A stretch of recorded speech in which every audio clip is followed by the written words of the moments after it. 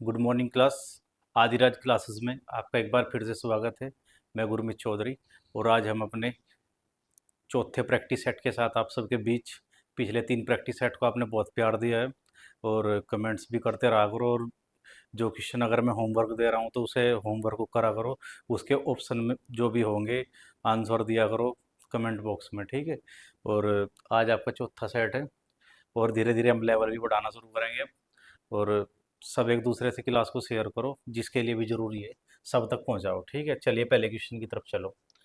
एक खिलौने का वास्तविक मूल्य $25 है, लेकिन यह 30% की छूट के साथ सेल में बेचा जाता है। खिलौने का विक्रय मूल्य ज्ञात कीजिए। आप क्या करोगे, जैसे क्वेश्चन को पढ़ लिया फिर अपनी वीडियो को रोक दियो, फिर उसके बाद क्या करियो अपनी कॉपी में सॉल्यूशन करोगे उसका, फिर उसके बाद वीडियो देखोगे, ठीक है। ये पैटर्न आपको फॉलो करना। अब चलो देखते हैं। $25 का आपकी कीमत कितनी है? $25 है, ठीक है। आप $25 की कीमत के एक खिलौने को बेच रहे हो भाई, ठीक है। कैसे बेचोगे? 30% की छूट पे। आप ये बताओ, 25% CP है, ठीक है, या MP मान लो, है ना। आपका 25% क्या है? MP है, क्योंकि आप डिस्काउंट दे रहे हैं ना। ये $25 दिया आपसे। अब आप एक चीज़ बताओ, आपने दी 30% की छूट, आप पता करो उसकी 10% छूट कितनी होगी। तो 2500% की वैल्यू है, अगर मैं 10% की वैल्यू निकाल लूँ तो एक पॉइंट उधर की तरफ खिसक जाएगा। तो 2.5 किसकी वैल्यू आ गई? ये आ गई 25% की वैल्यू ना हो गए, ये 25 है तो 10% की वैल्यू आ गई। अब ठीक है, मैंने एक पॉइंट उधर खिसका दिया। अब आप क्या करोगे? अब ऐसे ऐसे कितने हैं? 10% तो नहीं है, 30% की छूट आपको देनी, यानी इसका 3 मल्टीपल, यानी 7.5% की छूट देनी है आपको ओवरऑल, ठीक है। अगर आप MP में से अपनी छूट को माइनस कर दोगे तो आपका क्या आ जाएगा? SP। तो भाई इसे आप माइनस कर दो,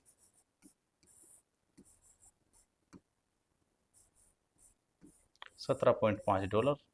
ऑप्शन मैच हो गया सेकंड वाला, ठीक है भाई। ऐसे आपको अपना क्वेश्चन करना है, ठीक है। आप क्या करोगे, मान लो कि आपको परसेंटेज चाहिए, ये 130 है, ये 100% है अपने आप में, ठीक है। आपसे किसी ने कहा कि आप इसका 20% निकाल लो, तो आप कैसे करोगे? ऐसे मत करियो कि गुना 20/100। आप देखो कि मैं एक जीरो उधर खिसका दूं तो 10% की वैल्यू आ गई 13, और मुझे चाहिए 20%, तो मैं 13 दूनी 26। ऐसे कर लेना बस चीज़ों को, ठीक है भाई। चलो नेक्स्ट क्वेश्चन की तरफ चलेंगे। अगला क्वेश्चन आपके सामने है भाई। क्रय मूल्य और विक्रय मूल्य के बीच का अंतर 132 है। यदि लाभ प्रतिशत 20% रहा हो तो विक्रय मूल्य कितना है? देखो समझो, आसान क्वेश्चन है। 20% का क्या हुआ? कुल लाभ। 20% की फ्रैक्शन क्या होगी? 1/5, यानी 5 की चीज जो आपने 5 में खरीदी थी वो आपने कितने में बेच दी भाई? वो आपने 6 में बेच दी। क्रय मूल्य और विक्रय मूल्य का अंतर कितना है आपकी भाषा में? आपकी भाषा में एक, और उसने कितना कहा कि 132 है। तो जो आपकी भाषा में एक है, उसकी भाषा में वो 132 है क्या? यानी आपकी एक यूनिट की वैल्यू 132 के बराबर है, ठीक है। आपको क्या बताना? आपको बताना है विक्रय मूल्य ज्ञात करो। विक्रय मूल्य कितना है? 6। आपको 6 की यूनिट्स बतानी भाई। इजी सा क्वेश्चन है, ठीक है। 6 दूनी 12, 2, 13 छंग 78, 79। ऑप्शन ए मैच हो गया, ठीक है। ऐसे आप क्वेश्चन करोगे और रोकना है वीडियो को, क्वेश्चन करना है, फिर नेक्स्ट पे जाना है, ठीक है भाई। चलो अगला क्वेश्चन देखो, आप पढ़ोगे आप इसे। एक निश्चित शहर की जनसंख्या में पहले वर्ष में 5% और दूसरे वर्ष में 8% की वृद्धि होती है। जनसंख्या में कुल प्रतिशत वृद्धि कितनी हुई? ये चीज आपको बतानी है, ठीक है। इसके बहुत सारे तरीके आपके पास हो सके, आपको बताना है जनसंख्या में कुल वृद्धि प्रतिशत। आप सबसे सिंपल तो ये पड़ेगा आपको, 5 + 8 + 5 × 8/100, ऐसे कर लो। अब ये मैंने क्या किया, A + B +AB/100, ठीक है। ये रिजल्टेंट है आपका, आप इससे कर सको इसे, ठीक है। आप देख लोगे 8 और 5 13, 13 दो ऑप्शन के बीच आ गया, ठीक है। अब आप प्लस करोगे, 8×5 = 40, और ये 2 जीरो है उधर जंप कर जाएंगे तो 0.40, तो 13.40 जो भी होगा वही आपका आंसर होगा, ठीक है। यानी 13.4, ठीक है भाई। ऐसे कर दोगे आप, या फिर आप क्या करोगे, सक्सेसिव मेथड लगा दोगे इसके अंदर। करूँगा नहीं, बस समझाऊंगा। 5% की वैल्यू कितनी होगी, फ्रैक्शन ब्रेक कर लो आप। 5% की 1/20, तो यानी 20 से 21 हो जाएगी आपकी चीज़, ठीक है। फिर क्या होगा, 8%, 8% की वैल्यू कितनी हो जाएगी, 2/25, तो 25 से कितनी होगी, अब देख लो वृद्धि हुई है ना सेकंड बार भी, ठीक है। तो ये 25 से कितनी हो जाएगी, 27। आप इसे निकाल लो, इसे निकाल लो, आप चेक करोगे कितनी वृद्धि हुई, और किस पे होगी, वो इस पे होगी आपकी सीपी पे। अगर ये सीपी है तो सीपी, अगर जनसंख्या का क्वेश्चन है तो जनसंख्या पे, ठीक है। ऐसे क्वेश्चन कहीं भी बनाए जा सके, तो आप दोनों तरीकों के याद रखोगे भाई, ठीक है। चलो अगला क्वेश्चन आपका भाई,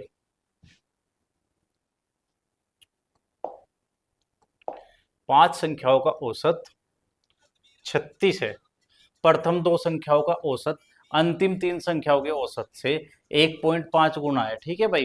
प्रथम 2 संख्याओं का योग ज्ञात करो, ठीक है। 5 संख्याएं हैं, दो कंडीशन देखो कैसे बनाई इसने। 5 संख्याएं हैं आपके पास, उसने दिया कि उनका औसत 36 है, तो आप टारगेट करो 5 संख्याओं का टोटल कितना है। 5 संख्याएं, औसत 36 है, तो 5 गुना 36 से क्या आ गया, ये टोटल आ गया क्या भाई। अब हम अपनी लैंग्वेज में टोटल निकाल के लेके आओगे, आपकी भाषा और मेरी भाषा। 5 संख्याओं को औसत 36 है, प्रथम 2 संख्याएं आप अलग ले लो, क्योंकि इनकी बात वो अलग से कर रहा, और बाद की 3 संख्याएं ले ली हमने अलग। अब देखो, प्रथम 2 संख्याओं का औसत अंतिम 3 संख्याओं के औसत से 1.5 गुना है, ठीक है भाई। अगर मैंने इनका औसत 1 ले लिया एवरेज, तो इनका एवरेज 1.5 होगा क्या भाई, ठीक है। अगर मैं टोटल की बात करूं, अगर मैं टोटल की बात करूं, आप एक बात बताओ, ये 3 है, 3 का एवरेज 1 है, तो टोटल भी 3 आ जाएगा, 3 ही कम 3, ठीक है। और भाई ये 1.5 है और 2 का है, तो टोटल कितना आ जाएगा, 3। तो मेरे पास ओवरऑल टोटल कितना आ गया, 3 और 3 6, यानी मुझे पता लगा कि मेरा 6 उसके 5 गुना 36 के बराबर है, ठीक है। तो यहाँ से मैं 1 यूनिट टारगेट कर दूंगा, 6 से मैंने इसे काट दिया, ये 6 आ गया, 1 यूनिट की वैल्यू आ गई 30, ठीक है भाई। अब मुझे बताना क्या है, प्रथम 2 संख्याओं का योग बताओ। प्रथम 2 संख्याओं का योग 3, ठीक है। तो 3 की वैल्यू बतानी भाई आप, 5 गुना 6 पहले से दिख रहा, और एक 3 ही आ गया, ये आ गया 90, ठीक है। ऑप्शन में नहीं है क्या, एक बार भाई दोबारा चेक कर लेंगे, या फिर ऑप्शन में मिस्टेक हो सकती है इसमें, एक बार रीचेक कर लेंगे क्वेश्चन को, ठीक है। क्या बोल रहा है भाई, 5 संख्याओं को औसत 36 है, तो 5 संख्याओं का टोटल कितना होगा, 5 गुना 36 हो जाएगा भाई, ठीक है। अब इसने कहा 5 संख्याओं का औसत इतना हो गया, प्रथम 2 संख्याओं का औसत, प्रथम 2 संख्याएं मैंने अलग ले ली, और बाद की 3 संख्याएं मैंने ले ली अलग, ठीक है। इस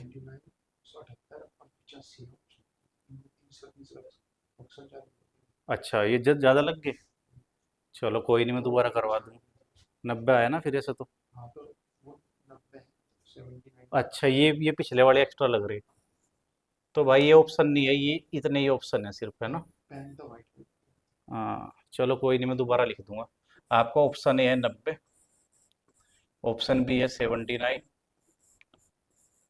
ऑप्शन सी है आपका 78, और ऑप्शन 4 है 85। ये ऑप्शन थे, और हमारा क्या आंसर आया, 90 आ गया था, ठीक है। तो ऑप्शन ए मैच हो गया था, ये क्या हुआ, ये पेस्ट हो गया ऐसे इधर, ठीक है भाई।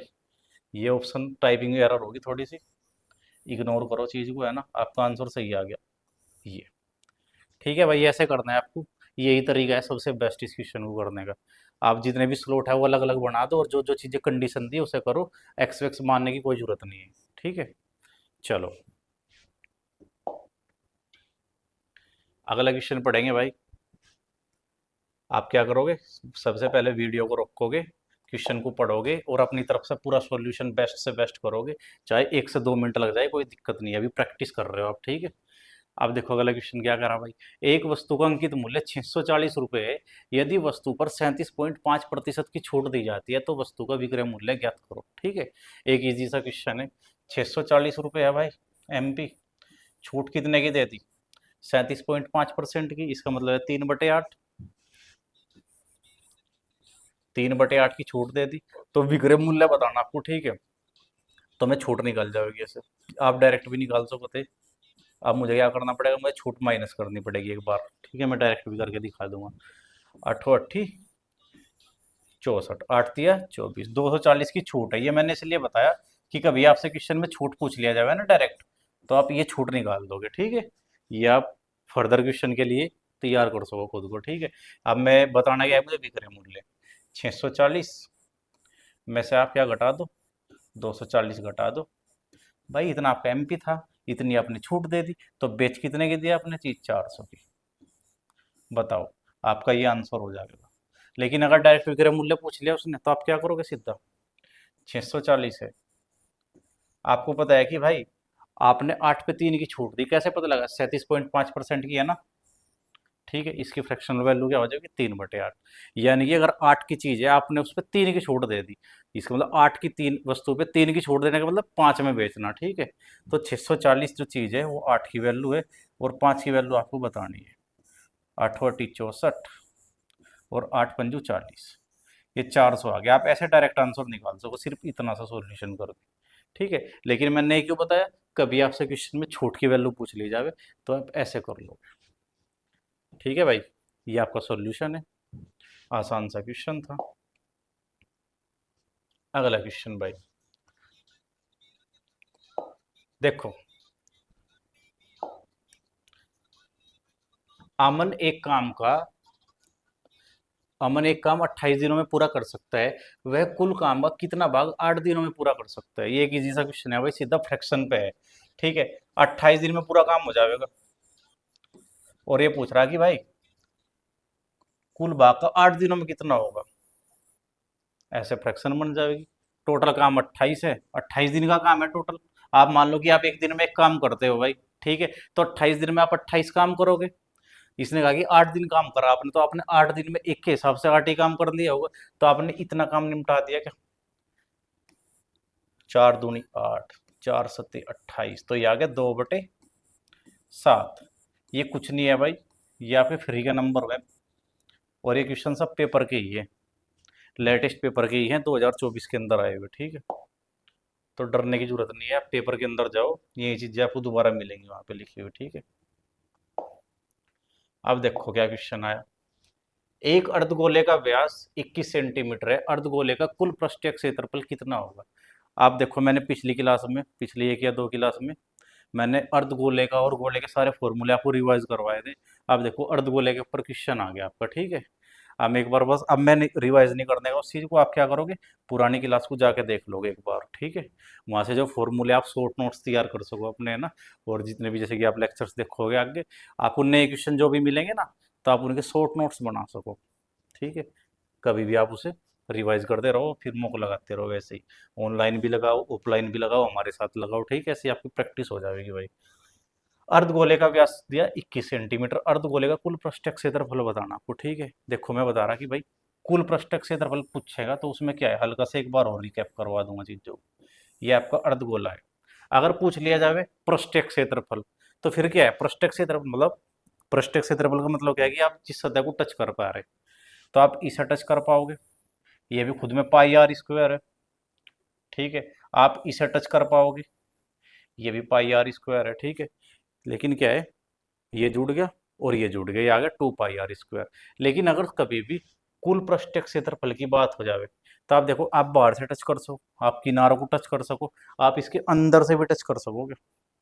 जी हाँ, यही संपूर्ण पृष्ठीय क्षेत्रफल हुआ है, कुल पृष्ठीय क्षेत्रफल भी बोल रहे हैं जिसे, ठीक है। उसकी वैल्यू होती है 3 पाई आर स्क्वायर, ठीक है।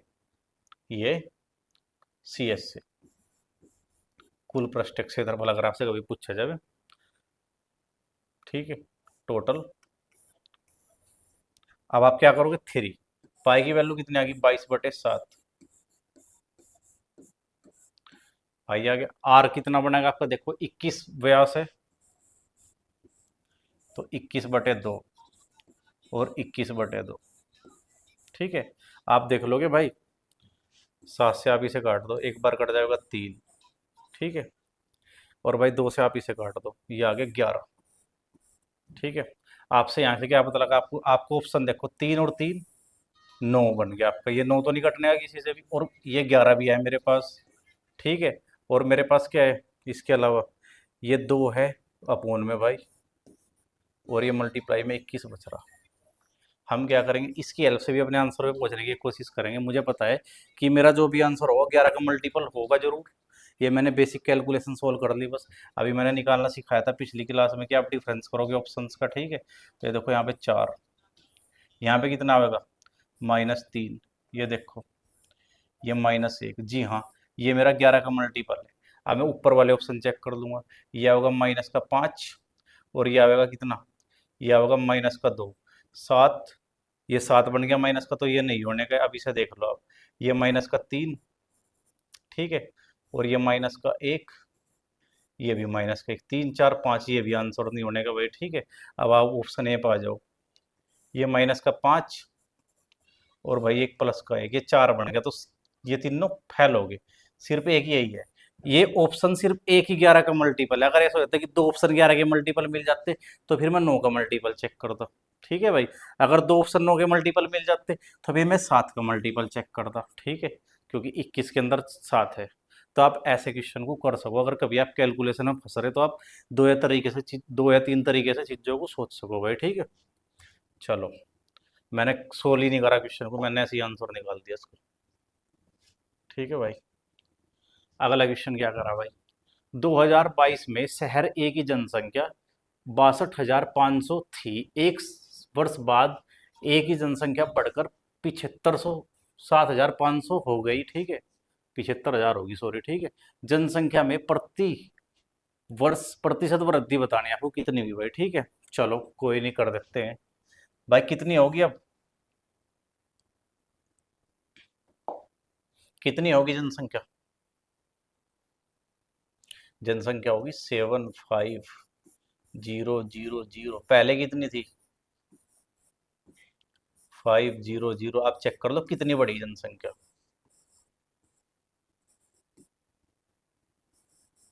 ठीक है भाई, 12,500 बढ़ गई आपकी जनसंख्या, ठीक है।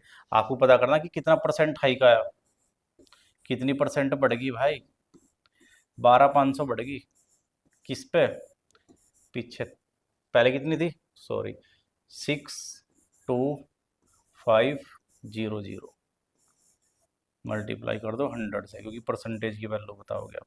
ये मैंने काट दिया, ठीक है भाई। अब ये चीज़ मेरे पास लिख रही है भाई, मैं देखूंगा इसे सोल्व करूंगा। 25 से काट लूँ, 25 पंजे 125, 500 बन गया ऊपर, 25 25 नीचे आ गया पूरा, ठीक है। 25 से मैं 500 को जब भाग दूंगा तो मेरा 20% आ गया, 20% का आई गया भाई, ठीक है। ये आपका आंसर हो जाएगा। आपने तरीके से सोल्व कर सको, बहुत आसान क्वेश्चन है। अब देखो भाई, ये फिर से एक बार वर्क एंड टाइम का क्वेश्चन रिपीट हो गया। इससे आप अंदाजा लगा सको कि वर्क एंड टाइम कितना इंपॉर्टेंट चैप्टर है आपके लिए, ठीक है। और इसमें बहुत ज़्यादा वैरायटी नहीं बनती आपकी, ये बहुत इजी चैप्टर है। थोड़ी मेहनत में ज़्यादा चीज़ें करने के लिए इस चैप्टर को आप पढ़ो भाई। चलो क्वेश्चन देखो क्या है, Z1 Z2 और Z3 एक काम को क्रम से 100, 50 और 75 दिनों में पूरा कर सकते हैं। उन तीनों ने एक साथ मिलकर काम शुरू किया, लेकिन 22, सॉरी ये 22 है, क्या है ये, क्या है भाई, Z2 हो गए, ठीक है। लेकिन Z2 ने काम पूरा होने से 15 दिन पहले काम छोड़ दिया। काम कितने दिनों में पूरा हुआ ये बताना आपको, ठीक है भाई। Z1 Z2 और Z3 की बात हो रही है भाई, 100 दिन में कर सके, ये 50 दिन में कर सके, ये 75 दिन में कर सके। आप टोटल काम मान लो 150, 150 नहीं होने का 300 मान लो, कितना मान लोगे बताओ, 25 ले लो आप बाहर। देखो निकालने का तरीका, आपने 25 कॉमन ले लिया तीनों में से, ठीक है। अब आगे बच गया, उसमें 4 बच गया, उसमें 2 बच गया, इसमें 3 बच गया। आप इन एलसीएम उड़ दे लो एक बार, ठीक है, 4 तिया 12 है ना, ठीक है। ये चीज़ आपकी आ जाएगी, ठीक है। देख लो अब कितना होगा, 3 आ गया, क्योंकि ये देखो 300 आ गया ना, 25 और 300 आ गए, तो अब 300 में मल्टीपल देख रहे हैं हम भाई, ठीक है। 50 से कितनी बार आओगा, 6 बार, ठीक है। 75 से कितनी बार आओगा बताओ, 75 दूनी 150, 4 बार आ जाएगा। ये मैंने अलग अलग इंडिविजुअल सबकी एफिशिएंसी पता कर ली भाई, ठीक है। अब मुझे क्या पता है, अब देखो कभी भी वर्क एंड टाइम के क्वेश्चन में अगर कोई पहले जाना चाहे ना, ये बोल रहा है कि भाई काम खत्म होने से 3 दिन पहले चला गया, 4 दिन पहले चला गया, तो आपका टारगेट ये है कि आप किसी बंदे को जाने नहीं देने के, सोल्व करने का तरीका है, ठीक है। वैसे कभी बेसिक से इस पर बात करेंगे लंबी वीडियो के अंदर, जब कभी वर्क एंड टाइम कर रहे होंगे। चलो देखते हैं भाई, है ना। ये देखो इसने क्या कहा, ये लाइन पकड़ो। ये है ना Z2, काम पूरा होने से 15 दिन पहले काम छोड़ दिया। अब देखो ये, अगर ये 15 दिन काम पहले जाने की बात कर रहा है Z2, हम इसे 15 दिन पहले नहीं जाने देने के, ठीक है। आप एक बात बताओ, Z2 एक दिन में कितना काम करे? 6 काम करे। 15 दिन में कितना काम करेगा? 15 छिक, ठीक है। 15 छिक्की 90, यानी 300 काम पहले से था। अगर ये 15 दिन हो रह जाता तो ये 90 काम और करता, तो मेरा काम ये हो गया, ठीक है। अब करने वाले कौन कौन है ये देख लो, 13, क्योंकि अब क्या है, मैंने जाने नहीं दिया उसे, तो मेरा काम में इन्वॉल्वमेंट होगा उसका, तो यानी काम में है तो एफिशिएंसी काउंट हो जाएगी उसकी। तो ये 13 होगी एफिशिएंसी। जब 13 की एफिशिएंसी, तो हम इस काम को करेंगे तो 30 डेज लगेंगे हमें भाई, ठीक है। ऑप्शन बी आंसर हो गया, ठीक है। बस ध्यान रखना कि कोई पहले जाने की बात करे तो पहले किसी को नहीं जाने देना है, आपको सबसे लास्ट तक काम करवाना है, ठीक है। उसका काम काउंट करोगे, उसकी एफिशिएंसी भी आप काउंट करोगे बाद में, ठीक है। चलो अगला क्वेश्चन भाई।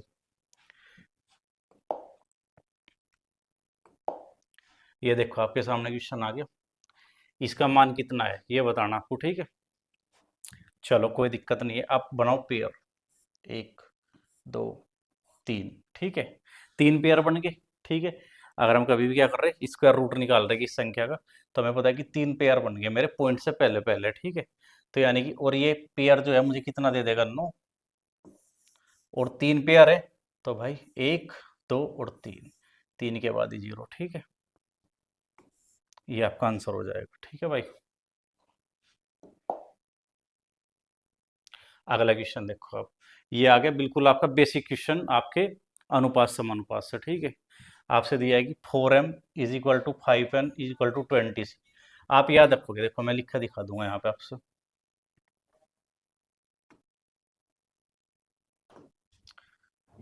आप करोगे इसे, बिल्कुल बेसिक से जाओगे इसके साथ। ये दिया आपसे 4m is equal to 5n is equal to 20c, ठीक है। आपको m n और c का रेशो बताना है भाई, कुछ नहीं करना। जैसे मुझे m की वैल्यू चाहिए, तो मैं क्या करूँगा, m को ही कवर कर दूंगा। m को मैंने ढक दिया, तो ये बच गया 5 और 20, 20 × 5 = 100। अब मुझे n की वैल्यू चाहिए, तो मैं n को ही कवर कर दूंगा, तो 20 × 4 = 80। मुझे क्या चाहिए, c की वैल्यू चाहिए, तो मैं c को ही कवर कर दूंगा, 5 × 20, ठीक है भाई। ये मेरा रेशो आ गया, मैं इसे काट दूंगा एक बार और, 20 × 5 = 100, 20 × 4 = 80, 20 × 20, 5 4 1, ठीक है। ऑप्शन बी मेरा क्या हो जाएगा आंसर, ऐसे कर लेंगे हम, ठीक है। या फिर आप क्या करोगे, ये 20 दिख रहा, आप इससे भाग दे दोगे। देखो कि मैं अगर इस 20 से भाग देना शुरू कर दूं, यानी इनका अपने मन में कैल्शियम ले लो और उससे भाग दे दो, ठीक है। तो ये मेरा, ये क्या बन गया होगा भाई मेरे सामने, एक बार मैं इसे बता दूं आपसे। मैंने 20 से भाग दे दिया, तो m/5 आ गया। ये n/ कितना होगा, ये 20 बटे में आ गया, 5 से मैं इसे डिवाइड करूंगा, 4, ठीक है। ये बराबर ही है ना, c के बटे में तो 1 बच गया। तो जो जिसके बटे में, अगर बराबर के साइन है ना, तो जो जिसके बटे में है वो उसी का ही आंसर है, ठीक है। तो यहाँ से मुझे क्या पता लगा, m/n/c कितना आ गया मेरा, 5/4/1। ये थोड़ा और आसान पड़ गया, वो थोड़े मल्टीपल आ गई थी वैल्यू, तो इस वजह से वो थोड़ा मुश्किल हो गया था इसके कंपैरिजन में। अब देखो आपके सामने है भाई चक्रवर्ती ब्याज का क्वेश्चन, देखो समझो इसे। 30% की वार्षिक दर से ऋण पर दी गई एक निश्चित धनराशि पर 1 वर्ष के लिए चक्रवर्ती ब्याज अर्धवार्षिक रूप से संयोजित और 1 वर्ष के लिए साधारण ब्याज के बीच का अंतर ही है भाई, ठीक है। तो वो धनराशि आपको ज्ञात करनी है। देखो भाई समझो बात को, आप 1 साल के लिए आप इधर निकाल लो साधारण ब्याज, और इधर निकाल लो आप सी आई परसेंट, ये आपका SI परसेंट। देखो 30% वार्षिक वार्षिक दर है आपकी, ठीक है। एक वर्ष का चक्रवृद्धि ब्याज लोगे, लेकिन चक्रवृद्धि ब्याज लेने की कंडीशन क्या है, आप लोगे हाफ ईयरली, ठीक है। यानी कि जो रेट 30 है वो कितनी बन जाएगी, 15, ठीक है। जो एक साल था 2 स्लॉट बन जाएंगे, ठीक है। यानी 15 को मैं 2 बार यूज लूंगा, 15 प्लस 15 प्लस 15 गुना 15/100, ये मेरा क्या आ गया, CI%। यानी आ गया कितना, ये चीज आ गई मेरी 30.30, ये अलग लिख रहा मैं, ठीक है। 2.5% इधर से मुझे मिलेगा CI% इतना, और SI% तो क्या है, 30% होगा मेरा। अब मुझे क्या पता है, मुझे चाहिए डिफरेंस, डिफरेंस है 2.25 का, ठीक है भाई। ये है मेरे साधारण ब्याज की रेट, ये आई चक्रवर्ती ब्याज की रेट। तो भाई 30 इधर है, 30 तो इधर भी यही रहा, इसमें एक्स्ट्रा क्या है, 2.25 है, ठीक है। तो मेरी भाषा में जो 2.25 आपको दिख रहा, उसकी भाषा में वही 337.5 है क्या भाई, बताओ। तो इससे क्या है, मैं दोनों पॉइंट खत्म कर दूंगा, इधर एक जीरो बढ़ जाएगी, ठीक है। आपको बताना क्या है, धनराशि बतानी, यानी आपको 100 की वैल्यू बतानी। यहाँ से एक की वैल्यू कितनी आ जाएगी, 3375 0/225, आपको 100 की वैल्यू बतानी, ठीक है। अब क्या करोगे आप, ये 6 है क्या भाई, ये 0 है, ठीक है। आप इसे 25 से काट लो, 25 चौका 100 आ जाएगा, 25 नब्बे इतना आ जाएगा। अब 9 से आप इसकी टेबल चला दो, 9 तिया 27, कितना कैरी चला गया आगे, 3 इधर और 3 इधर, 6, ये 67 बन गए। 9 9 63, 9 पंजे 45, और ये एक जीरो है, यानी कितना आ गया, ये आ गया 3750 मल्टीपल 4 से, ठीक है भाई। देख लो कितना आ गया, 0 0 0 15, 15 के बाद 3 जीरो है क्या जी, ये आपका आंसर आ गया। आपको क्या करना, डिफरेंस लेना चक्रवर्ती ब्याज और साधारण ब्याज प्रतिशत का, ठीक है। वो आया था 2.25, उसकी वैल्यू उसने दी थी, मैंने यहाँ से क्या करा, 1 यूनिट की वैल्यू निकाल ली और 100% पे चला गया, जो कि मेरा क्या था, प्रिंसिपल, ठीक है। अब अगला क्वेश्चन ही है आपका, यदि, पढ़ो भाई क्वेश्चन को इसे,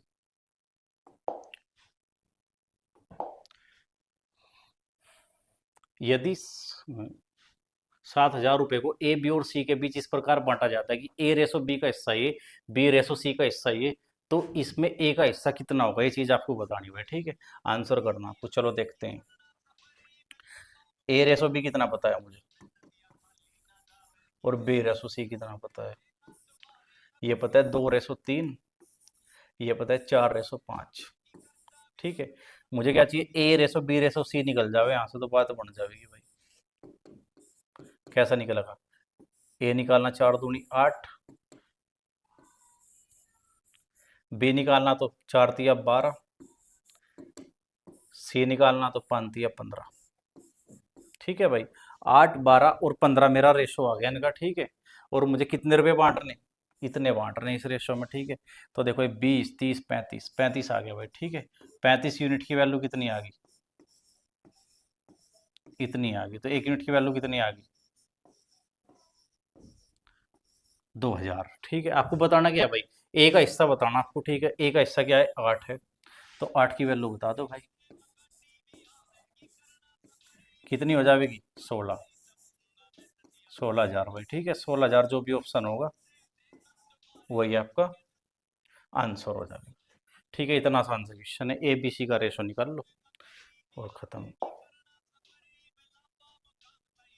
अगला क्वेश्चन, किसी धनराशि पर 7% की वार्षिक साधारण ब्याज दर से 350 रुपये मासिक ब्याज अर्जित किया, धनराशि ज्ञात करनी भाई, ठीक है। एक आसान सा क्वेश्चन है, 7% का रेट है, और भाई मंथली रेट कितनी मिली आपको, एक बार चेक करो, ब्याज कितना मिला मंथली, आपको मंथली मिला 350 रुपये। अगर आप पूरे एक साल के लिए पैसा दो, ठीक है, 350 रुपये जो मिले आपको, ये मंथली मिले। अगर पूरा एक साल आपका पैसा रहा होता, तो इतना पैसा आपको मिलता क्या, ये बताओ। जी हाँ, बिल्कुल मिलता, ठीक है। और एक इसकी वैल्यू है, वो कह रहा है कि मुझे तो 7% मिला, यानी कि अगर प्रिंसिपल 100 है ना, तो ये मेरा क्या है, ब्याज है, साधारण ब्याज। मेरी भाषा में तो कितना है, 7 है, लेकिन वो तो इतना बोल रहा कि भाई इतना है। तो कितना मल्टीपल आ गया ये सारा डाटा इसका, 50 गुना 12 मल्टीपल आ गया। ठीक है, तो मैं अपना प्रिंसिपल चाहिए, तो मैं 100 गुना कर दूंगा इसमें। ठीक है, चलो 100 की वैल्यू बतानी भाई, 50 गुना 12 मल्टीपल कर दोगे आप,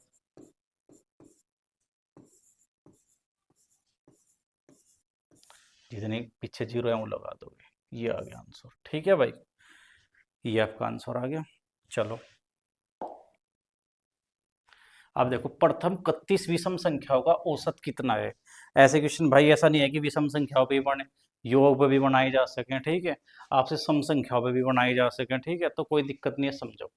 मैं क्या कर रहा आपसे, सारे जितने भी चीजें पॉसिबल है मैं सारी की सारी लिखवा दूंगा। ठीक है, चलो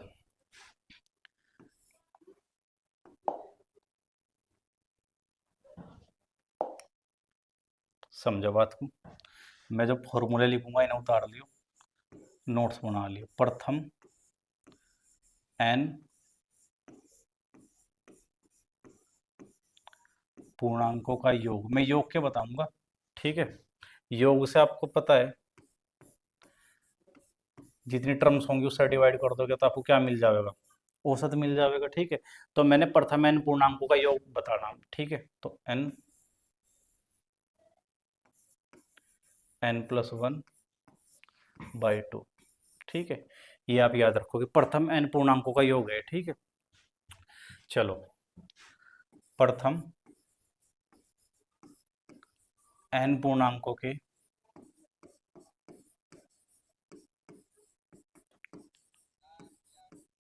वर्गों का योग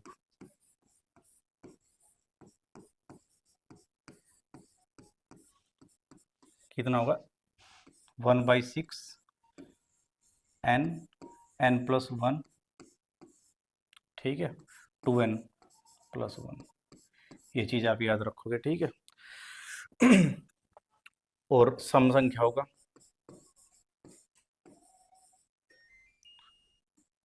ये पूर्णांक वगैरह सब चीजें हैं। ठीक है,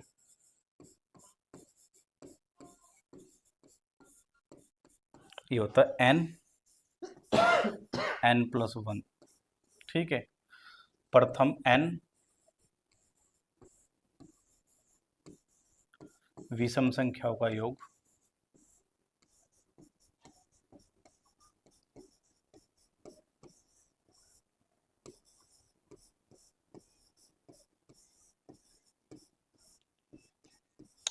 ये होता है n²।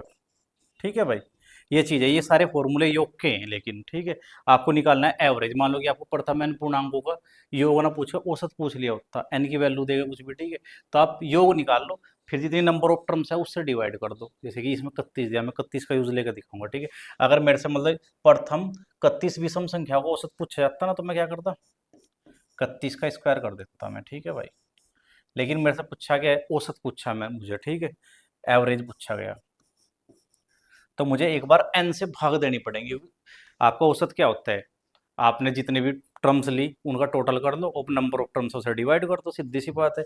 तो 31 है, तो मैं से अगर 31 से डिवाइड कर दो एक बार, तो एक 31 कट जाएगा, 31 आ जाएगा, तो 31 ही आंसर हो जाएगा इस क्वेश्चन का भाई। ठीक है, ये चीज़ आपकी समझ में आई होगी भाई। ठीक है, ये फॉर्मूले आपको याद होने चाहिए। ठीक है, कभी भी इनका दोबारा यूज लिया जा सके, इसलिए मैंने सारे लिखवा दिए, नहीं सोचा कि भाई क्वेश्चन कौन से पे करना हमें। ठीक है,